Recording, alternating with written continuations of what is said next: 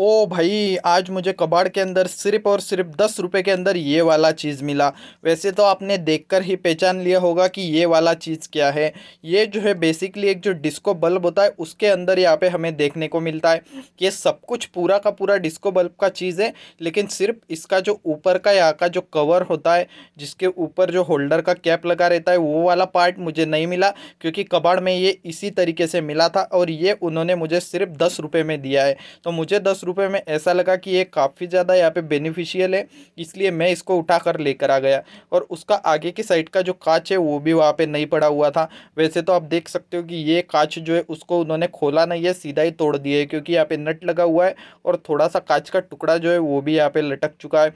मतलब जो कबाड़ वाले उन्होंने इसको यहाँ पे तोड़ दिया था। लेकिन ये जो पार्ट है ये यहाँ पे सही सलामत मुझे मिल गया। तो इसको मैं क्यों लेकर आ गया, क्योंकि इसके अंदर ये जो गियर मोटर लगी है ना, ये काफ़ी ज़्यादा पावरफुल होती है। मतलब ये काफ़ी स्लो स्पीड पे घूमती है। इसको हम 3.7 वोल्ट की बैटरी से लेकर 12 वोल्ट तक चला सकते हैं। और अगर हम इसको पूरा 12 वोल्ट भी देते हैं ना, तो ये काफ़ी काफ़ी स्लोली मूव करती है।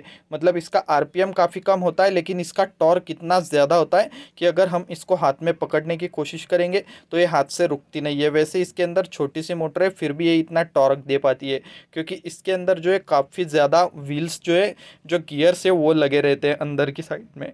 तो इस तरीके की मोटर भी मैं आपको कभी किसी दिन खोल के दिखाऊंगा। मतलब अगर ये चालू रही तो ठीक है, वरना किसी वीडियो के अंदर हम इसी मोटर को यहाँ पे खोल के देखेंगे कि इसके अंदर मतलब कितने गियर होते हैं, क्या होते हैं, कैसे काम करता है, सब कुछ देखेंगे। ये जो मोटर होती है ये बेसिकली यहाँ पे क्या होता है कि ये ख़राब नहीं होती। इसकी ये पीछे की साइड में जो मोटर लग रखी है ना, ये ज़्यादा करके ख़राब नहीं होती। सिर्फ ख़राब होता है तो क्या होता है, यहाँ पे ये जो इसके अंदर गियर लग रखा है उसमें का एक दो जो गियर है उसका जो मतलब टिथ है वो टूट जाता है। इसकी वजह से ये पूरा का पूरा ख़राब हो जाता है। मतलब ये गियर बॉक्स, ये लाइट किस वजह से ख़राब होता है वो भी मैं आपको बता देता हूँ। देखो, इसके ऊपर आगे की साइड में आपको यहाँ पे 3 लाइट्स लगे हुए दिख रहे होंगे। ये एक रहा, दूसरा रहा और ये तीसरा रहा। तो हर बल्ब के अंदर इस तरीके के 3 लाइट्स लगे रहते हैं। ये हर एक लाइट जो है वो 3 वाट के अंदर है। तो एक लाइट का कलर है रेड, दूसरे का है ब्लू और तीसरे का है जी मतलब ग्रीन। मतलब RGB। इस तरीके से 3 लाइट्स लगे रहते हैं, 3 3 वाट का एक एक लाइट होता है। और उसके साथ साथ ये यहाँ पे आपको 2 वायरें दिखाई दे रही होगी। तो ये 2 वायरें जो है वो सीधा ही मोटर के साथ लग रखी है। और आप देख सकते हो भाई कि यहाँ पे मैं आपको ठीक से दिखाने की कोशिश करता हूँ। देखो, ये जो मोटर के वायर है ये दोनों भी यहाँ से कट चुके हैं। ये चीज़ मैंने वहाँ पे नोटिस नहीं की, वरना मैं इसको नहीं खरीदता। क्योंकि अगर ये वायरें यहाँ से टूट चुकी है तो फिर शायद ये मोटर मतलब कटी नहीं है। यहाँ पे अगर हम स्ट्रिंग ट्यूब वगैरह डाल देते हैं या फिर हॉट ग्लू डाल देते हैं और मोटर चालू रहती है तो फिर कोई दिक्कत नहीं आने वाली। लेकिन अगर ज़्यादा हिलाएंगे डुलाएंगे तो ये यहाँ से टूट सकती है। तो ये यहाँ पे बस इसके अंदर एक दिक्कत है। और बाकी एलईडी ख़राब है चालू है ये तो मुझे भी नहीं पता। और इसके साथ ये देखो, एक सर्किट भी लटक चुका है। मतलब ये जो सर्किट है ना, ये क्या करता है, 220 वोल्ट को 12 वोल्ट के अंदर कन्वर्ट करता है। मतलब ये बेसिकली एक छोटा एसएमपीएस है, जो कि यहाँ पे इन तीनों लाइट्स को भी पावर देता है और इस मोटर को भी पावर देता है। तो हम इसको सीधा 220 वोल्ट के अंदर लगा के देखेंगे, क्योंकि इसके साथ यहाँ पे देखो 2 वायरें जो है वो आपको दिख ही रही होंगी। तो इन 2 वायरों में 220 वोल्ट देंगे तो ये मोटर भी घूमना चाहिए और लाइट भी जलनी चाहिए। या फिर अगर इसमें का एक लाइट ख़राब है, इसमें वही प्रॉब्लम आ जाती है कि इसके अंदर का एक जो लाइट है वो जल जाता है, जिसके कारण ये जो है पूरा का पूरा बंद हो जाता है। क्योंकि पूरे जो लाइट है ना वो सीरीज़ में लग रखे, तो एक भी अगर जल जाता है तो पूरा सिस्टम ही यहाँ पे बंद पड़ जाता है। तो इसलिए अगर इसका लाइट ख़राब होगा तो फिर ये ना ही तो मोटर घूमेगा, ना ही बल्ब जलेगा, ना कुछ होगा। तो लेकिन फिर भी हम इसको पावर दे के देखेंगे। या फिर नहीं कुछ हुआ तो क्या करेंगे कि यहाँ से मोटर की जो तार है उनको उखाड़ेंगे और सीधा ही यहाँ पे बैटरी लगा के देखेंगे। अगर घूम जाती है तो ठीक है, नहीं तो फिर ये जो एलईडी है इनको भी अगर पॉसिबल हुआ तो मल्टीमीटर से चेक करने की कोशिश करेंगे। लेकिन अगर चालू रह गया तो अच्छी बात है। लेकिन इसको पावर देने से पहले हमें इस एसएमपीएस को खोल के देखना पड़ेगा कि इसके अंदर कहीं धमाका वमाका तो हो नहीं रखा, कोई कंपोनेंट तो ख़राब नहीं हो रखा। तो चलो मैं जल्दी से इसको, इसका जो टेप है उसको पहले उतार देता हूँ और उसके बाद हम इसको फिर से नया टेप लगाएंगे और फिर इसको पावर दे के देखेंगे। तो ये देखो गाइस, इसके ऊपर जो भी टेप लग रखा था ये मैंने पूरा उतार दिया है और अब हमारा सर्किट जो है पूरा खुला हो चुका है। तो वैसे तो मैंने इस सर्किट को अच्छे से देख लिया, लेकिन आप देख सकते हो कि इसके अंदर का कोई भी कंपोनेंट यहाँ पे मुझे डैमेज नहीं लग रहा है, मतलब ख़राब नहीं लग रहा है। ये कैपेसिटर भी देखोगे तो ये भी बिल्कुल ठीक है, ये बिल्कुल अगर ख़राब होता है तो फूल जाता है, लेकिन ये भी फूला हुआ नहीं है। उसके साथ साथ जो ट्रांजिस्टर है वो भी फटा हुआ नहीं है, अच्छी कंडीशन के अंदर है। देखो मैं आपको इसका नंबर भी दिखाने की कोशिश करता हूँ। पता नहीं यार आज कैमरा क्यों ठीक से रिकॉर्ड नहीं कर पा रहा है, मतलब थोड़ा धुंधला धुंधला ही दिख रहा है, लेकिन अच्छे से यहाँ पे रिकॉर्ड नहीं कर पा रहा है। क्या होगा, शायद मैंने कोई सेटिंग भी तो नहीं हिलाई, लेकिन ऐसा हो रहा है क्यों पता नहीं।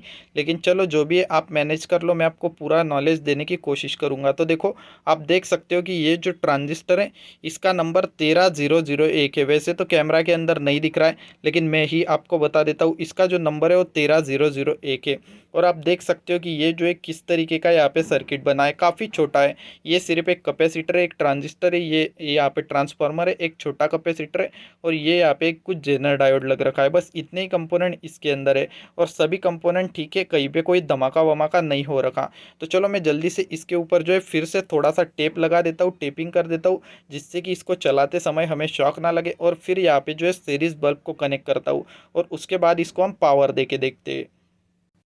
तो गाइज आप यहाँ पे देख सकते हो कि ये जो हमारा सर्किट था इसके ऊपर मैंने फिर से टेप लगा दिया है। पहले जो येलो वाला प्लास्टिक टेप था, अब यहाँ पे मैंने पेपर टेप लगा लिया है। ये बस इसलिए लगाया है ताकि हमें कहीं पे शॉर्ट वॉक ना लगे।